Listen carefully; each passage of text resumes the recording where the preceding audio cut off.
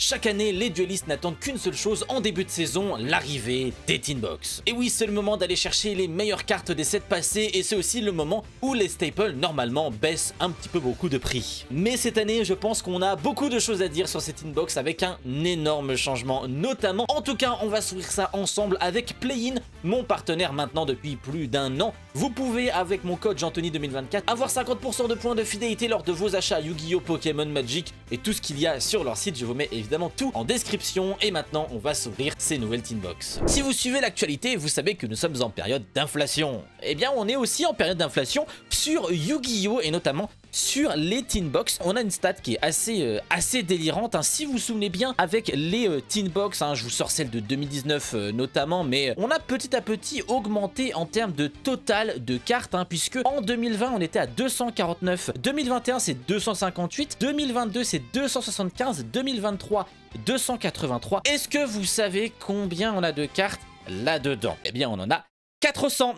On a 400 cartes différentes dans cette Tinbox. C'est plus compliqué d'aller chercher la reprint que vous voulez. Mais par contre, qui dit 25e anniversaire dit on est sur les Quarter Century. On a quand même le Bahamut Shark, hein, pour Rage of the Abyss qui va sortir en octobre. La carte que j'ai envie de chercher, bah, c'est la Yubel Quarter Century. Du coup, finalement, puisque j'ai le trône en Quarter Century, donc bah, c'était pour la collection. Les gens ont été un petit peu déçus de savoir qu'il y avait autant de cartes différentes, surtout qu'on a 50 Quarter Century, donc 13 cartes par méga pack, et ça pour le coup c'est une déflation, hein, puisque en 2023 c'était 3 packs de 18 cartes. On a en garantie eh bien les Quarter Century, une Quarter Century par booster. Allez, du coup on se lance dans cette Tinbox qui, vous allez voir, pour le 25e anniversaire on va avoir quand même pas mal de cartes qui sont forcément de l'animé. Tout ça combiné avec des cartes qui sont forcément un peu plus récentes, puisqu'on rappelle que les Tinbox à la base, eh bien c'est censé quand même te permettre d'avoir des reprints méta et donc de baisser le coût des staples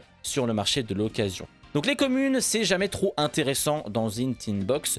On arrive donc à la UR divinité de la Magiclé Ashtartu. Ces UR, hein, elles ont fait pas mal débat, on va dire, puisque en fait le fait est qu'il y a 150 UR. Il n'y en a pas énormément de très bien. Il n'y a aucune UR qui dépasse 1 euro sur Card Market. Voilà, donc les UR, c'est vraiment pas ce que vous allez vouloir chercher dans cette Tinbox pour le coup. Derrière, on a l'ombre du mur du labyrinthe, effectivement, qui était sorti il y a quasiment déjà plus d'un an, en fait, en réalité, dans une extension que j'avais ouverte sur la chaîne notamment. Et donc derrière, encore une UR, cette fois-ci avec la cérémonie du grand Mikanko. Il y a tellement de cartes, je n'ai pas regardé ce qu'il y avait dans la box, hein. Enfin, je connais un peu les quarters, je les ai devant les yeux. Là, il y a les gadgets notamment en quarter. On a hâte d'avoir les gadgets en quarter, hein, franchement. Mais en vrai, c'est stylé les gadgets en quarter. Oh, le chêne de l'œil du serpent. Ça, c'est en vrai, c'est une belle secrète. Même si il me semble que en fait, le problème qu'on a, par exemple, chêne n'était pas en secrète à la base, je crois que c'était en super. À la place de rendre des secrets, des ultras, les mettre en commune, tu vois, pour que ce soit plus simple à avoir. En fait, ils ont fait un peu l'inverse, ils ont mis des super en secret. Bon, pour le coup, chaîne de l'œil de serpent, au moins c'est une carte méta, il n'y a pas de problème, c'est plutôt très bien. Kuriboele en Quarter Century. En vrai, certes ça cote pas, mais c'est pas grave, parce que en vrai c'est le style. Ça pour le coup c'est vraiment une carte iconique. Je pense que c'est le type de carte qui mérite la Quarter Century. Autant moi j'avais un avis qui était un petit peu tranchant, hein, sur les Rarity Collection, où je disais vas-y ça fait chier, on a les typhons, les sauces mystiques en quarter, qu'est-ce qu'on s'en branle. Non, finalement, en vrai, je comprends tout à fait l'idée que pour la collection, c'est vraiment intéressant d'avoir des cartes iconiques en Quarter Century. D'où effectivement le gadget, d'où effectivement les parties d'Exodia et quelques alternatives artwork, notamment aussi la magicienne des ténèbres, le plumeau de Damarpi et Rageki. Sachez que celle qui cote le plus en Quarter Century, c'est Blue Eyes. On change pas les gens, on ne changera jamais les gens, écoutez, c'est... Après, je trouve ça plutôt logique en réalité. Donc la statue de Sacré Ferraille, le pendentif pendule, le chauchement cache-tyran et le brise art Maladium. Tu redécouvres des cartes comme Brio, d'armure, insecte. Ça fait de l'insectoraga, personne n'aime ce personnage, mais au moins ça mérite d'exister. On va dire les samouraïs supralo, on ne veut plus forcément en entendre parler. Derrière, nous avons Guide d'Horus Happy en ultra rare. Bon, au moins les Horus, ça le mérite d'être un engine qui est pas mal utilisé. Âme aux yeux rouges. Ça, par exemple, ça fait plaisir pour le coup. On est sur la mécanique du burn. Maintenant, ça, effectivement, je sais pas pourquoi on est parti dans du burn avec cet archétype-là. Bon, au moins, ça mérite d'exister. Le mec, pour ne pas dire des choses négatives, il dit ça tout le temps. C'est moi. Tori de Manadium, et derrière on a la secrète, hein. Invocation en secrète. Alors je suis en train de regarder avec insistance l'artwork.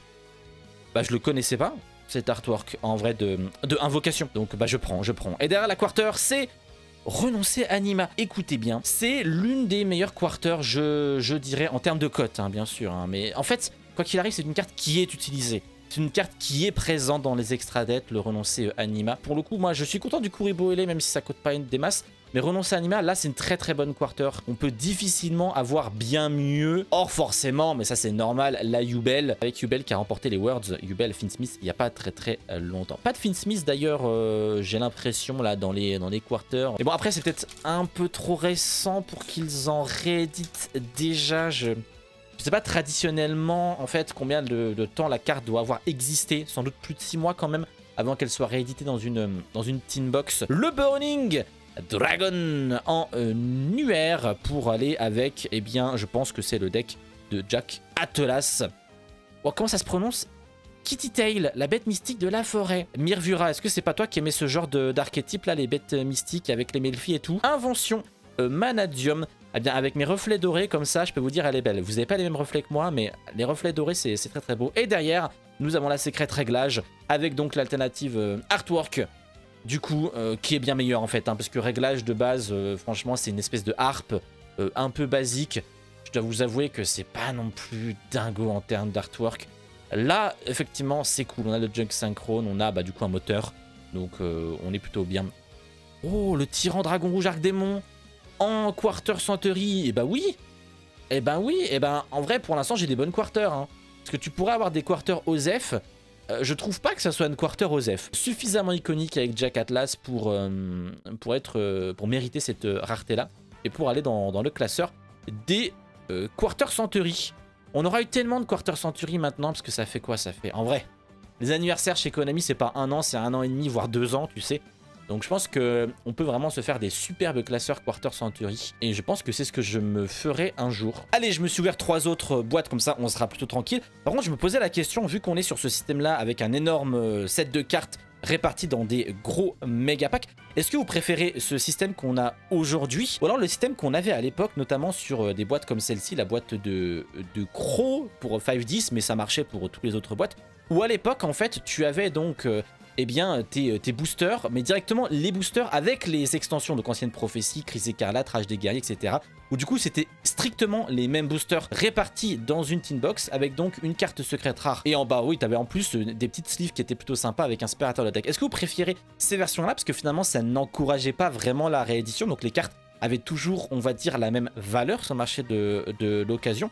Ou alors ça qui permet quand même la plupart du temps de réduire les prix, mais par contre où bien c'est des sets mirobolants, on va dire, avec énormément de cartes. Je pense qu'en vrai je préfère quand même ce système là, mais bon, assez bavardé, je sais qu'on va encore me dire mais tu mets 35 minutes pour ouvrir 3 boosters alors qu'en fait les autres youtubeurs, eh ben, ils ont ouvert 2 boîtes en 9 minutes parce qu'ils en avaient rien à foutre. On ne jette pas la pierre bien sûr aux autres évidemment, je divague, écoutez, ce sont des choses qui arrive. Vous voulez que j'ouvre plus vite? Regardez, on arrive directement à la UR. On a du coup espace alien envahissante. Tu vois, c'est le type d'UR, frère. Je suis désolé, j'ai jamais vu la carte. J'aimerais ne pas découvrir des cartes dans les tin box et avoir des trucs un peu joués, tu vois ce que je veux dire. Triangle haut. Voilà, il y a des mecs qui faisaient des FTK avec. Heureux souvenir, Purely. Ok, oui, effectivement, Purely qui a perdu un petit peu de poids, on va dire, par rapport à l'époque. C'était incroyable, mais ça fait toujours plaisir d'en les avoir. Arias, l'intendante labyrinthe, et bah je l'avais déjà en secrète, hein, donc ça fait plaisir de l'avoir encore en secrète. Non. F0, alors ça rend moins bien hein, sur les Xyz évidemment, mais F0 futur Draco utopique, pour le coup, moi ça me rappelle vraiment mes débuts sur Master Duel en fait, ce type de carte. C'était vraiment, tu sais, avec Tribrigade, notamment avec l'Irilusque, etc. Où t'avais ton petit F0, t'étais content, t'avais l'impression d'être un super joueur. Regardez, je fais une negate et tout. Quand tu connais pas trop, ça fait toujours plaisir. Bon, c'est une carte iconique, on va se dire ça comme ça, mais c'est pas forcément la quarter que t'as envie de rechercher, je dirais. Même si, attention, ça reste une quarter quand même qui est jouable en fait. Toutes les quarters qui sont jouables sont des bonnes quarters. Ils ont pas fait une rareté si moche que ça. Au début, j'avais un petit peu de mal. Pour le coup, je me disais, bah, c'est une Starlight, quoi, juste avec des striages un peu différents et tout. Bon, il y a le petit stamp 25e anniversaire.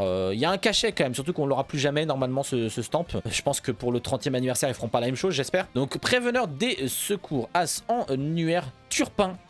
qui n'est pas l'arbitre de football, mais je pense que vous avez déjà eu cette blague par des gens qui aiment le football. Si Vince n'a jamais fait cette blague, je comprends pas. T'as fait la blague Vince ou pas sur Turpin? Esprit de la Terre, prisonnier protecteur du terrain, hein, les esprits de la Terre immortelle qui, contre toute attente, allaient avec Runic hein, quand ils sont sortis, ce qui est très marrant. Enfin, je sais pas si c'est marrant parce que Runic, les gens n'aiment pas trop. Musée des armes normes en secret et la quarter, c'est... Bon. Alors à noter d'ailleurs qu'il y a des nouvelles cartes. Hein. Il y a des nouvelles cartes, il y a des cartes Primal Being, des cartes qui vont avec Nibiru.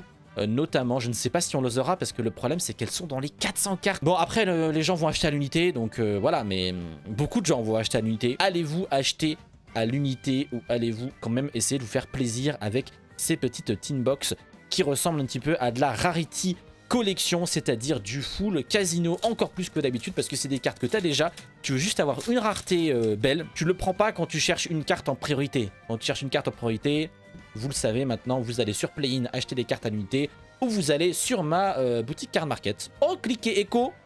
Ça j'aime bien. Flipper le petit dauphin. On apprécie. Ça nous rappelle des souvenirs. Cache-cache Melfi qui va avec le machin qu'on a vu tout à l'heure là, avec le nom imprononçable des esprits de la forêt. Tu vois, regarde, Quibelt, le dragon de l'épée. Jamais vu cette carte en UR. Ok. Oh, voilà, c'est dire des boss Generator. Ça, c'est du bel artwork. Et derrière... Oh, Quem. Ça, c'est bien, ça, Quem. Hein. Quem, j'en ai déjà vendu une en plus. Hein, donc, bah j'en aurai une autre, une nouvelle à mettre sur Card Market, évidemment. Non, en vrai, Quem la vertueuse... Ça, c'est utilisable, même si Branded s'est fait un petit peu hit. Les joueurs Branded joueront toujours le deck. Même quand ils n'auront plus Branded Fusion, ils joueront quand même le deck. Hein, donc, pas de problème. Quem trouvera toujours preneur. Gazelle en Quarter Century. Ok, pourquoi pas en vrai. Je sais pas trop quoi en penser de Gazelle Quarter Century. En vrai, si ça mérite le Quarter parce que à la sortie des boosters Vrains et du deck de structure Salamandre, le Salamandre a quand même gagné les championnats d'Europe. C'est une carte historique, la petite Gazelle. Même si moi, c'est pas mon kiff Salamandre. J'aimais bien le perso qui était Soulburner, mais comme un peu tout le monde aime Soulburner en vrai. Qui n'aime pas Soulburner? Bah, ceux qui aiment pas Soulburner, c'est ceux qui aiment pas Salamandre en fait, hein, littéralement. C'était sans plus par contre son archétype. Je trouvais ça sans plus. Le fantôme pare-feu, Pini Melfi. Ils ont foutu tous les Melfi en UR ou comment ça se passe? Fierté d'or, j'aime beaucoup ce deck. Malheureusement, il est nul. C'est ce qui est dommage. Hein. J'aime beaucoup le deck. Bon, il a eu son petite époque avec Punk et tout, mais c'est vraiment dommage que ce deck-là soit un peu osef tiers. Mekaba l'invoqué. Je me rappelle vraiment pas de l'artwork, les potes. Il y a peut-être des artworks que je n'ai pas vus dans cette tin box et vous m'en excuserez. Oh!